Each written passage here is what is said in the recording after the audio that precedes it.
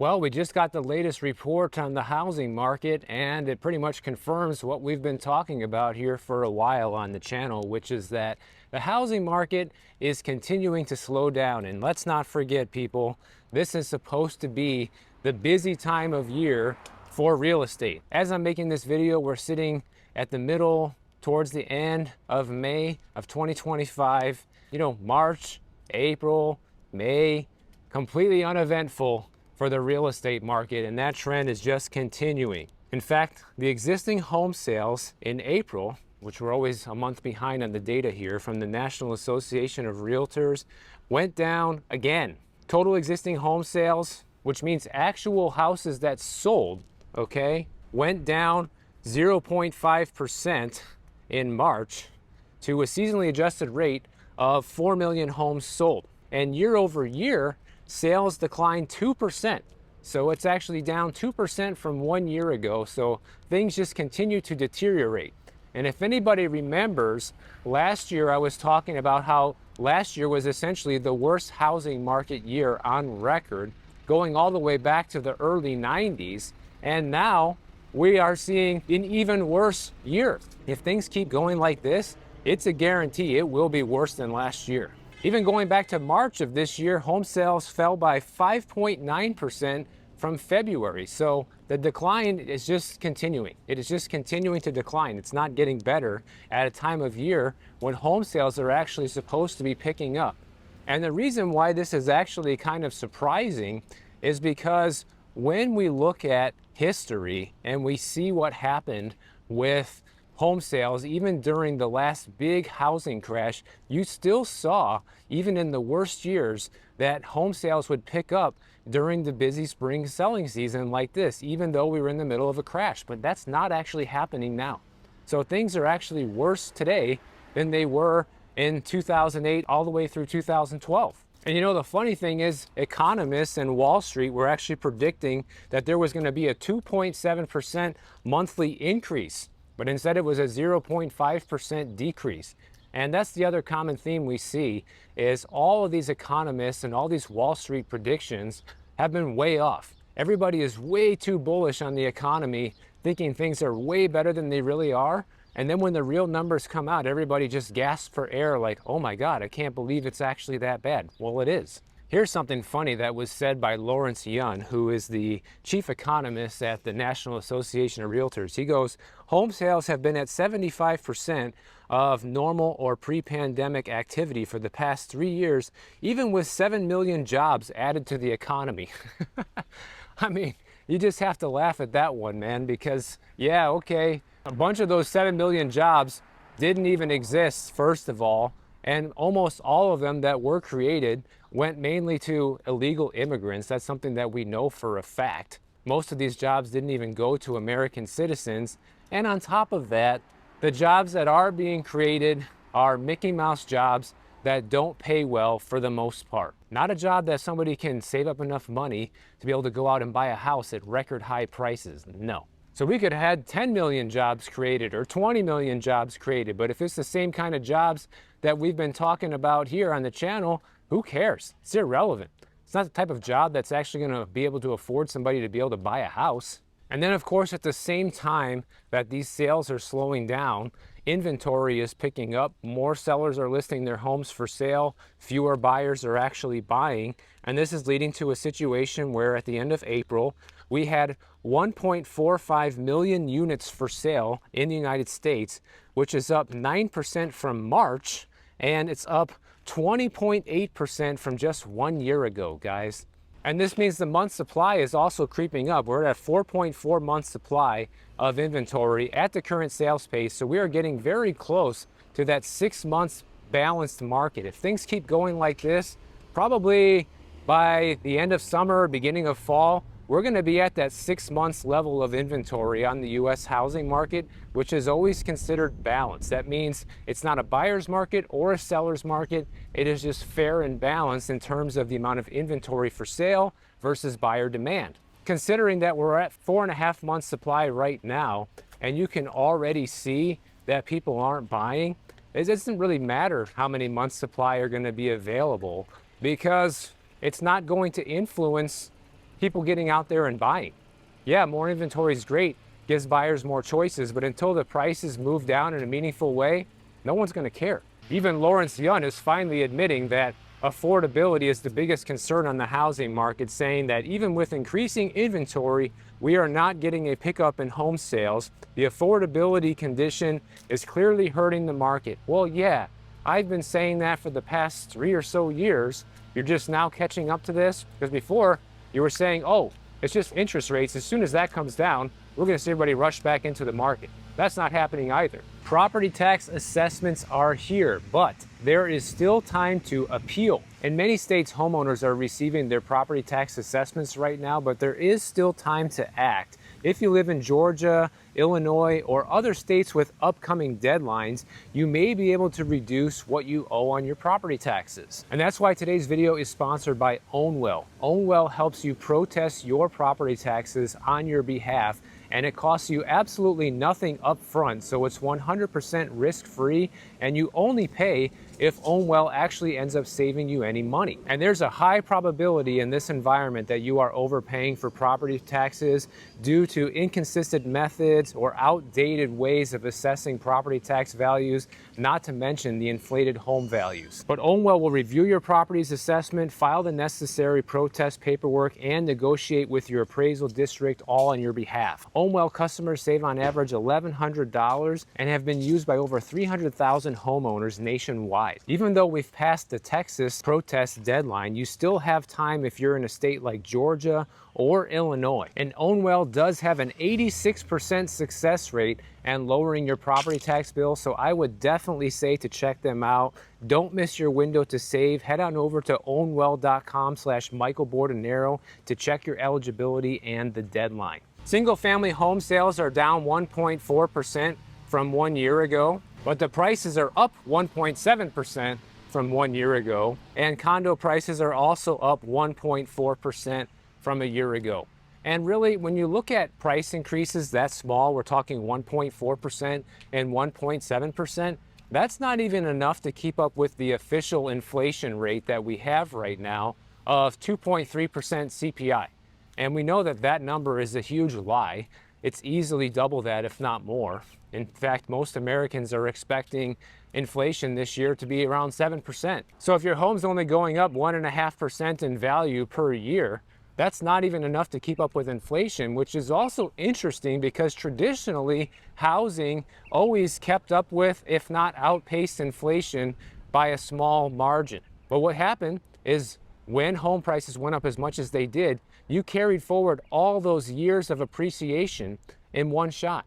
And now we're likely to see no appreciation or even depreciation in housing for years to come. You also have inventory continue to rise because sellers cannot keep waiting for mortgage rates to go down due to life events like job changes or babies. And also you have investors who have second homes are fed up with the rising costs because as a second homeowner, you pay far more for your home than somebody who's homesteaded and lives there. And then you also have the inventory for brand new homes creeping up, increasing the competition to get your house sold. So there's just so many factors working against you right now if you're a seller on the U.S. housing market, unless you're lucky enough to be located in the Northeast or the Midwest, where inventory is still extremely tight. And it's no surprise either that we have days on the market continue to climb. A year ago, it was 26 days on the market, a home set before selling. Now it's 29 days. So not a huge difference, but still an increase. And I kind of stay away from making any predictions anymore these days because the economy has been so volatile and unpredictable. I feel good saying that if things continue like this, we're probably going to see a situation where the demand continues to just fall and the amount of homes for sale continues to creep up. And as that happens, as the equilibrium shifts, we're going to see a slow, gradual decline in home values. Is it going to be an all-out crash? Maybe not. But you got to think about it like this. If inflation is still a major problem, like most people say it is, and we are seeing home values decline, even if it's just by 1 or 2% per year, and inflation is the real numbers like 5, 6, 7%, well, you are actually losing quite a bit of value in your home. In Florida, the situation is amplified and much worse, which is not really a big surprise either. Single-family home closed sales in Florida are down 4.5% year over year, and condo and townhouse closed sales are down 14.8% year over year.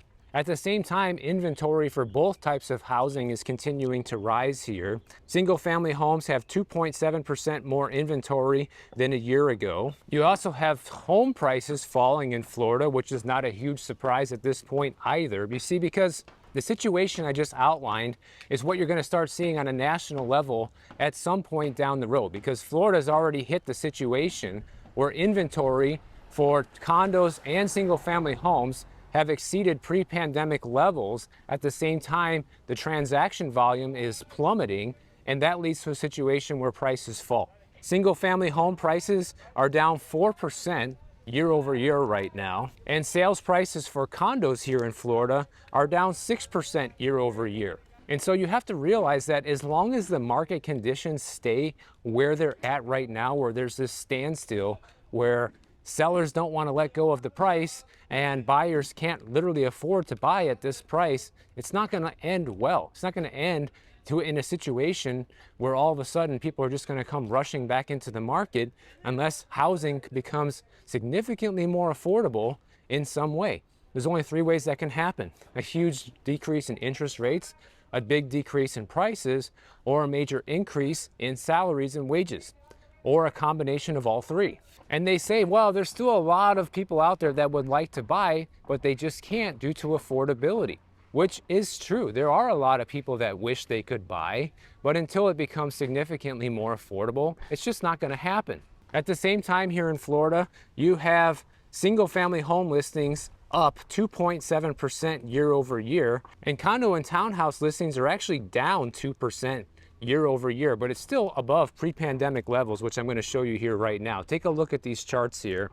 If we look at active inventory for single-family homes here in Florida, we can see in February of 2019, it was at 100,000 houses for sale. Fast forward to today, it's 117,000 houses for sale, and same thing for condos. If we look at February 2019 numbers, it was 61,000 condos for sale, and today we're looking at 78,000 condos for sale. And I think Florida is just kind of a preview of what's to come, because if you look a year ago, California is a perfect example of a state that wasn't showing any warning signs or any major increases in inventory, but now a year later, it's starting to exhibit a lot of the same warning signs as Florida is.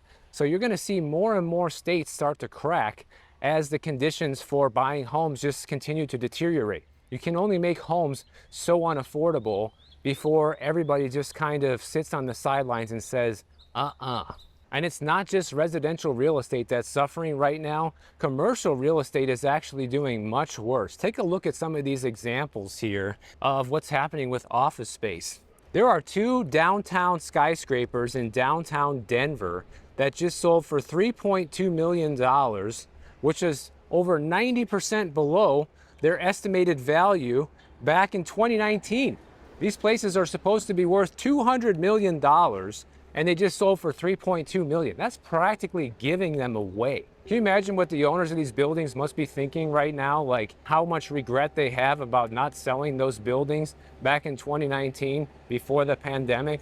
Now, obviously, nobody could have known what was going to happen with that. And nobody knew that the demand for office space was going to plummet like it did. But this has major, major consequences for the local economy, because every time one of these buildings sells for pennies on the dollar, not only is that a huge loss for a lender that's holding the note, but also for the area in general. You know, people used to work in these office buildings, and there used to be businesses located there. People used to leave to go out for lunch and coffee and patronize the local businesses. All that's not happening. That's why you're starting to see these downtown metros just shrivel up and die because of these situations with the office buildings. But right now, estimates are saying that downtown Denver buildings have lost 40 to 50% of their pre-pandemic value. And the city's central business district right now currently faces vacancy rates of 25 to 30%.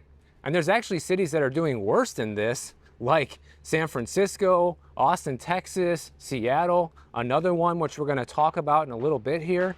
I mean, I even see here in Miami, they build these brand new buildings, and part of the deal that a lot of these developers have in order to get the best tax treatment is they build, multi-use case buildings now. They'll build a building that has residential on the top, and then they'll have ground floor retail space. But the problem is all this retail space sits empty because they're asking too much money. What's the point in having retail space anywhere, or office space for that matter, if the prices are unaffordable?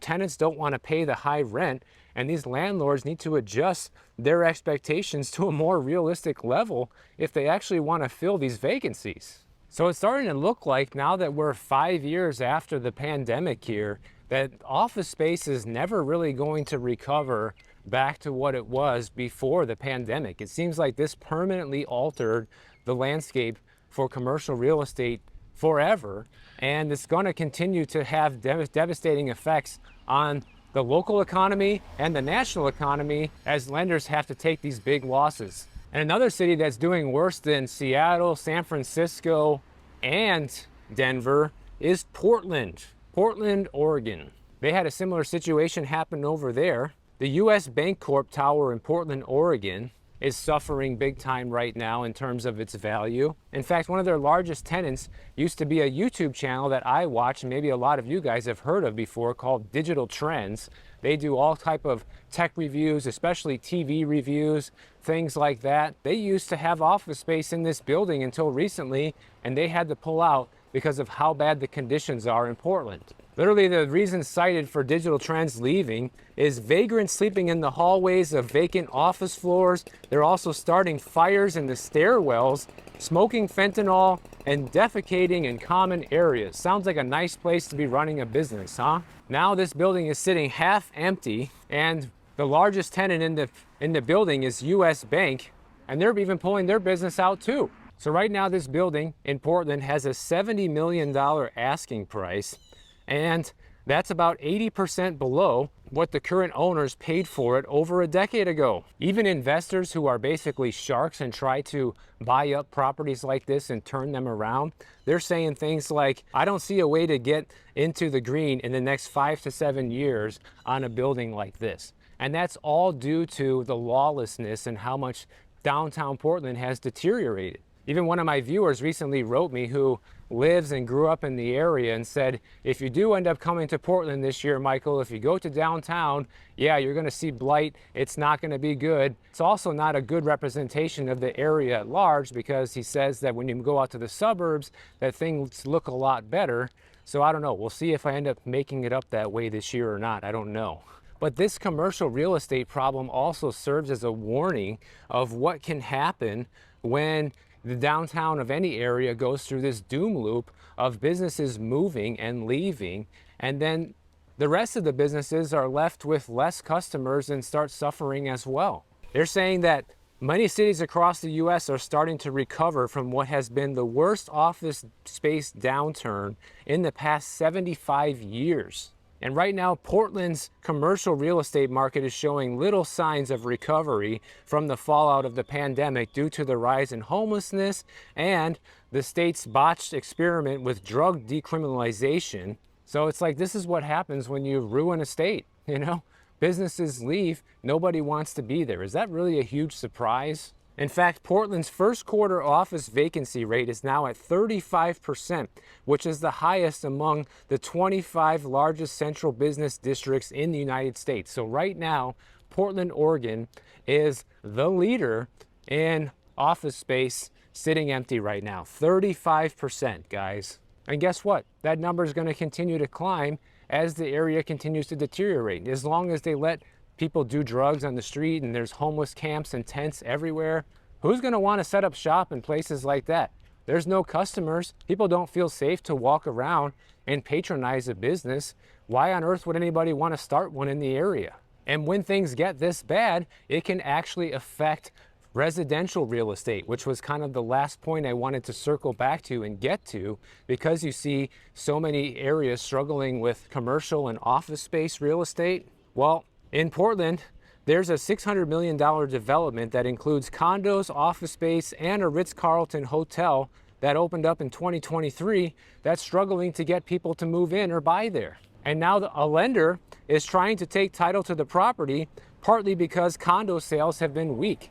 And I'm sure they're charging top dollar because it's all brand new places as well. So the lesson is here for all these places that think that, defund the police and let people do drugs on the street and let's just allow homeless camps to pop up anywhere and everywhere. That's not going to go over well for residents long term. It's going to lead to a situation where people don't want to be there, and the entire economy and the entire housing market in those areas are going to start struggling.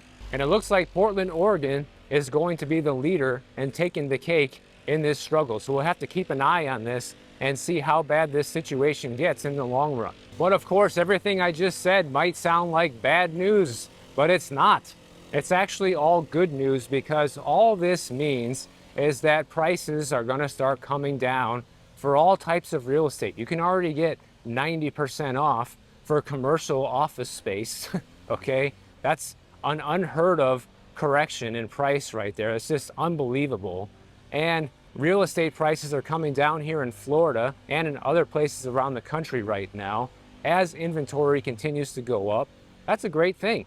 We need affordability to return. People are sick of the current situation of how unaffordable it is to own a home. Nobody wants to have 4 roommates or live in a storage unit in order to survive. People want to be able to have their own space and be able to call it home and feel like they can afford it. We're a long ways away from having things be truly affordable again, but at least it's moving towards the right direction. And I'm glad to see that home buyers are boycotting this housing market, which is helping lead to a situation where homes will one day be affordable again. So if you enjoyed this video, make sure you subscribe to the channel. And if you don't want to wait for my next video to come out, check out this one on the screen right over here, and I'll see you in the next one.